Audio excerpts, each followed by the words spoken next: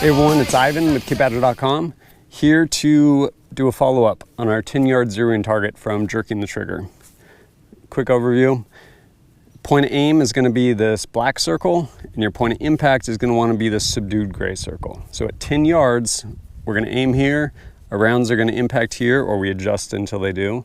And that should give us, when we move back to 50, as well as the 200, point of aim, point of impact being right on for whether it be our iron sights or an optic. Because bolt trajectory, it's going in a big arc. Point of aim, point of impact passes through at 50 yards, goes up, drops back down, passes through again, point of aim, point of impact at 200 yards. So if that's the zero you want to run, but you don't have the space, this allows you to get a pretty hasty zero at 10 yards, and then when time, space permit, go ahead and confirm it at those distances. I have two different targets set up. This one I'm setting up, which I'm gonna zero off of first at 10 yards. And the reason I'm setting up so low is at 10 yards, I don't wanna arc any rounds up over this big hillside. I recently removed the optic from this rifle, so I'm gonna go ahead and re-zero these irons because I don't remember if these were zeroed with my optic or without, and there's kind of an optical illusion thing going on if you zero them through your optic and then take your optic off. So we're gonna go ahead and use this rifle and get after it. When you go to zero, go ahead and bags, rests, whatever, as much support as you can get. Get this thing rock solid so you don't end up wasting rounds.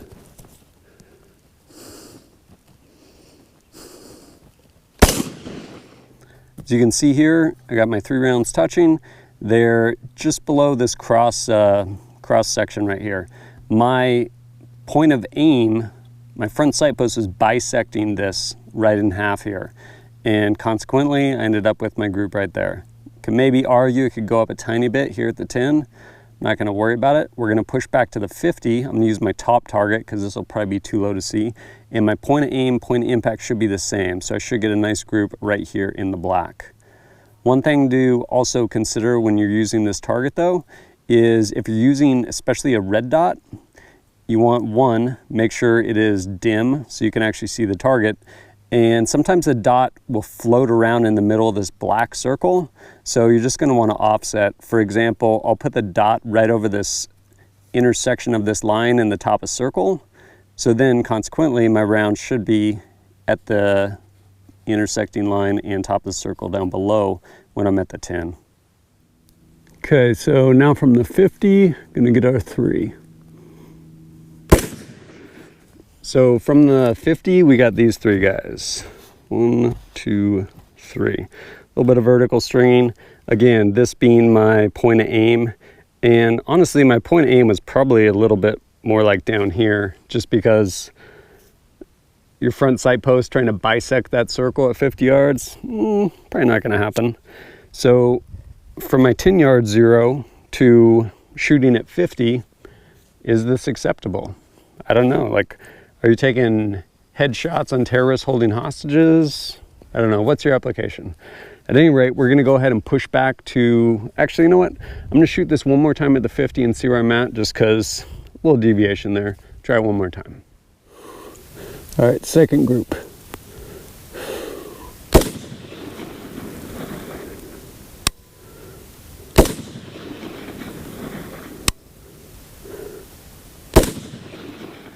Probably should have quit while I was ahead, but I didn't. We have 1, 2, 3.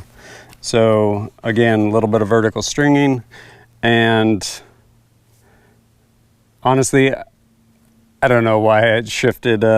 Probably because I was trying to be conscious, like, wait, where am I holding my front sight post? This is not easy to see at 50 with irons, but I'm gonna go ahead, again, like, what works for you? Like, is that acceptable accuracy? Like, you gotta answer that. But I'm gonna go ahead and see if I can't push this back to 200, at which point I'm honestly just trying to hit paper at that point with irons at 200. So gonna push it back and see where we're hitting. Hopefully you can maybe see that target down there. A little brown piece of cardboard, a little white piece of paper on it. Set up here, if anything, a little bit over 200 yards, just because I have this slope right here and I don't want to be shooting off a slope and have like crazy elevation or anything like that. So I'm going to go ahead and this time shoot 5 rounds. Hopefully get kind of a better group, especially at distance, because I don't want to walk back and forth. I'm lazy like that. And that was my 5th. Let's go see where they're at. All right, so at the 200, my front sight post was about like this. And I was trying to keep my front sight post right here. So this was basically my point of aim. And I ended up with 1, 2, 3, 4, 5 rounds. So they were all a tiny bit low. These were off to the left. Was that me putting input on the trigger? I don't know. And how much of this was me? I couldn't even tell you. Well, obviously all of it, because I just shot that. But lightweight barrel, some sweet Wolf Polyformance steel case 62 grain, and me shooting as best I could off that back there. But I need to go ahead and go get my rifle, so I'm gonna put one more group on this and see where we're at.